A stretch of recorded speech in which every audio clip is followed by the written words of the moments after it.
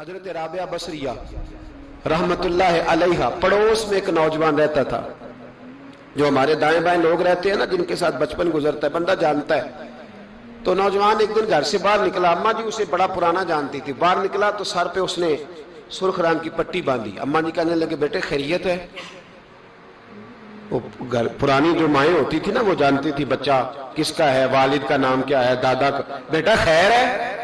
تو کہا اماں جی سر میں درد ہو رہی تھی شدید، تو پٹی باندھ لی. تو اماں کہنے لگی بیٹے عمر کتنی ہو گئی؟ کہنے لگا 35-40 سال. کہا بیٹے 35-40 سال میں کبھی درد تو نہیں ہوا؟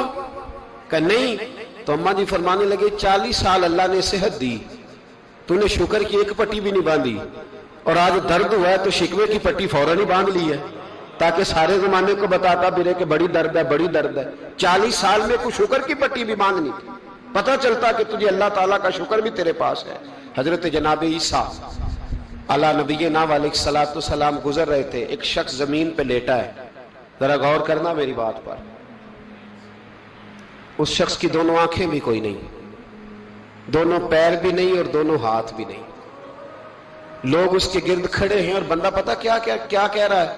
کہہ رہا ہے یا اللہ تیرا شکر ہے، یا اللہ تیرا شکر ہے مالک، الحمدللہ علی کل حال، اللہ تیرا شکر ہے شکر ہے.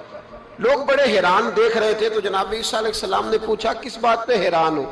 کہا حضرت جی حیران ہے کہ بندے کی آنکھیں بھی کوئی نہیں، دونوں ہاتھ کوئی نہیں، دونوں پیر کوئی. ذرا غور کرنا، جس کی ایک انگلی کٹی ہوتی ہے ساری توجہ اسی پہ رکھتا ہے.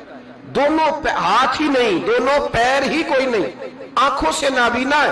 یا اللہ شکر ہے. لوگ عرض کرنے لگے حضور اس بندے کے حال پر حیران ہے کہ آنکھیں بھی کوئی نہیں، ہاتھ بھی نہیں، پیر بھی، شکر شکر پکار رہا.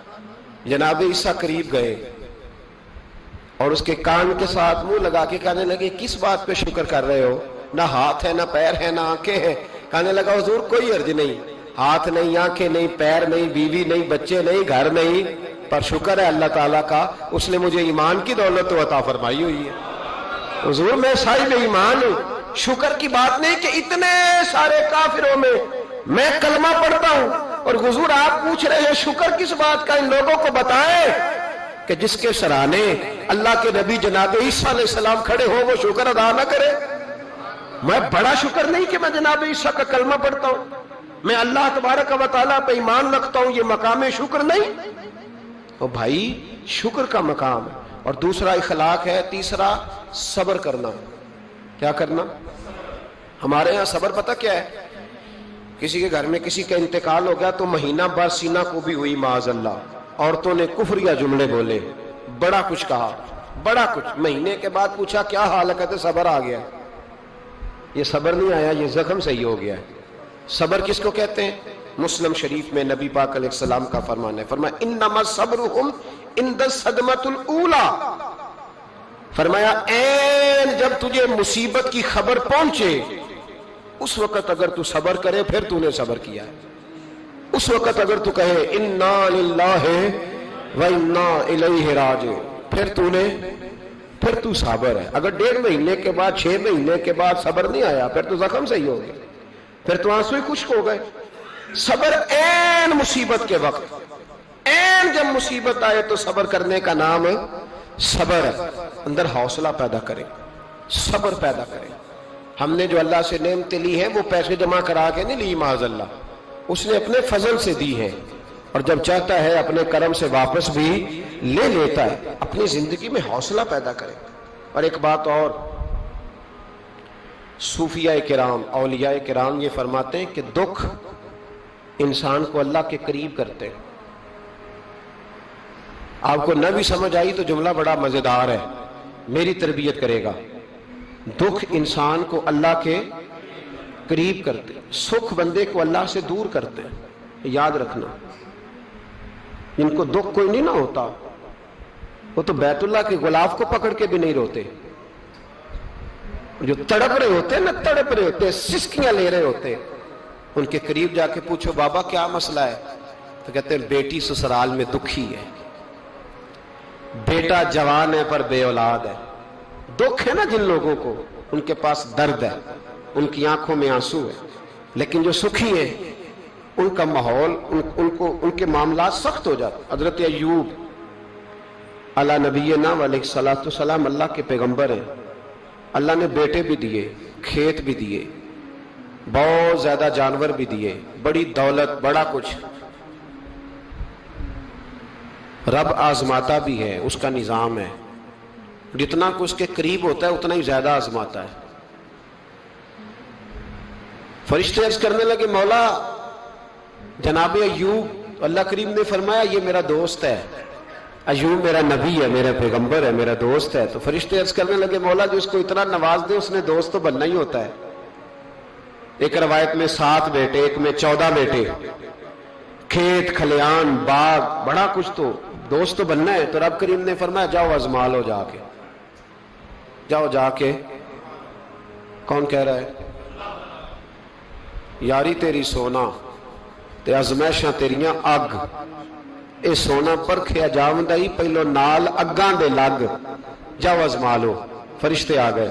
एक ही दिन में सारे बाग उजड़ गए, जल गए खेत। एक दिन लगा, बनने में वक्त लगता है, उजड़ने में वक्त नहीं लगता। एक दिन लगा तो जानवर एक बीमारी से सारे मर गए। जनाब अय्यूब घर से बाहर निकले, वापस आए तो सारी औलाद की लाशें पड़ी थी। बड़ा मुश्किल मसला है ना, लेकिन जुबान पे एक ही लफ्ज है, इन्ना लिल्लाहि व इन्ना इलैहि राजिऊन। हजरत अय्यूब सब्र से, हौसले से, इत्मीनान से। इस पर बस नहीं, अल्लाह के नबी पैगंबर, यहां तो जो 5 नमाजें पढ़ता है वो कहता है मुझे बुखार कैसे हो गया, हालांकि मैं नमाजी हूं। मैं तो रोजाना सूरत यासीन पढ़ता हूं, मेरे घर में फाका कैसे आ गया। मैं तो रोजाना सुबह कुरान शरीफ खोलता हूं, फिर भी हजरत जी मेरे घर के अंदर बीमारी का क्या लेना देना। हजरत अय्यूब बीमार हो गए। 1 2 3 4 हफ्ते, महीने, साल नहीं, 16 साल बीत गए बीमार है। 16 साल बीत गए, 16 साल। हजरत अय्यूब अलील है। एक दिन ज़ौजा करीब आई तो कहने लगी आप अल्लाह के नबी हैं, आप जो भी दुआ करें मालिक कबूल फरमा लेता है, दुआ करें आपको शिफा दे दे। जनाब अय्यूब फरमाने लगे एक बात तो बता, शिफा कितने दिन रही है? कहने लगी 60 साल। फरमाया खेत खलियान औलाद माल दौलत कितना अरसा रखा? 60 साल। 60। आप फरमाने लगे बीमारी को कितने साल हुए? का 16 साल। फरमाने लगे जरा मुझे तकलीफें और बीमारियों को भी 60 साल हो लेने दे, फिर दुआ भी मांग लूंगा। तो बराबर तो हो ले, अभी तो सिर्फ 16 हुए, 60 हो ले, दुआ मांग लूंगा। और फरमाने लगे दुआ मांगनी चाहिए पर मेरे रब को पता है अय्यूब किस हाल में है। बस जुबान पे ये लफ्ज आए तो अल्लाह ने फरिश्तों से फरमाया तुमने जांच लिया है, लियबलुवकुम अय्युकुम अहसनु अमला, पता चल गया? का मौला चल गया। फरमाया जाओ अब मेरे बंदे को नवाज दो। बस मालिक बेनियाज है ना। बंजर जमीनें फिर से आबाद हो गई, फिर से जानवर आ गए, फिर से वही लहर बहर हो गई। बेटे भी अल्लाह ने दे दिए, माल दौलत जायदाद हर चीज, घर में बैठे शिफा भी हो गई। हजरत अय्यूब की ज़ौजा करीब बैठी है, सुखों के दिन आ गए। पूछने लगी अय्यूब एक मसला पूछना है। एक बात जहन में आई, इजाजत दे तो दरियाफ्त करूं? फरमाने लगे पूछो। तो ज़ौजा अर्ज करने लगी हुजूर बतलाइए दुख अच्छे के सुख, दुख अच्छे के सुख। तो जनाब अय्यूब फरमाने लगे दिन सारे अल्लाह के हैं, दिन सारे अल्लाह के। दुखी रखे तब भी मेहरबानी, सुखी रखे तब भी फजल उसी के हैं। पर अगर मेरे दिल का हाल पूछे ना तो दुख बड़े अच्छे थे, बड़े अच्छे थे वो दुख। कहा हुजूर दुख अच्छे थे? तो जनाब अय्यूब फरमाने लगे जब मैं बीमार था तो मेरा रब 24 घंटे में एक दफा मेरा हाल पूछा करता था। रब पूछता था अय्यूब तेरा क्या हाल है? रब पूछता था, खुदा खुद मीरे मजलिस बूद, अल्लाह पूछता था। फरमाते 12 घंटे इस मजे में गुजर जाते थे कि मेरे रब ने मेरा हाल पूछा है। 12 घंटे इस कैफ में बीत जाते कि अल्लाह ने हाल पूछा है। और फरमाया अगले 12 घंटे में इंतजार करता रहता था कि रब दोबारा कब हाल पूछेगा। फरमाया 24 घंटे में एक दफा पूछता था। 2 उम्र दराज मांग के लाए थे 4 दिन, 2 आरज़ू में कट गए, 2 इंतजार में। तो फरमाते हैं बस ये इस तरह हाल गुजर जाता था। फरमाने लगे शिफा तो हो गई, सेहत तो हो गई, खेत खलियान तो हो गए, पर अब मेरा रब मेरा हाल तो नहीं ना पूछता। صبر کرنا سیکھیں، حوصلہ پیدا کریں. یہ چھوٹی چھوٹی باتوں پہ، چھوٹے چھوٹے معاملات پہ رونے لگنا اور چھوٹی چھوٹی چیزوں کو آڑ بنا کر ناشکری کرنا صبر پیدا کریں. یہ بہت اعلیٰ عادت. اگر آپ میں حوصلہ ہوگا نا تو گھر کے اندر بہت سارے معاملات، گھر کے اندر، دفتر کے اندر، فیکٹری کے اندر، معاشرے کے اندر صحیح رہیں. لیکن اگر آپ صبر کے عادی نہیں، صبر نہیں کرنا آتا، تو پھر تو بڑی جلدی آپ کے معاملات بگڑنے لگے.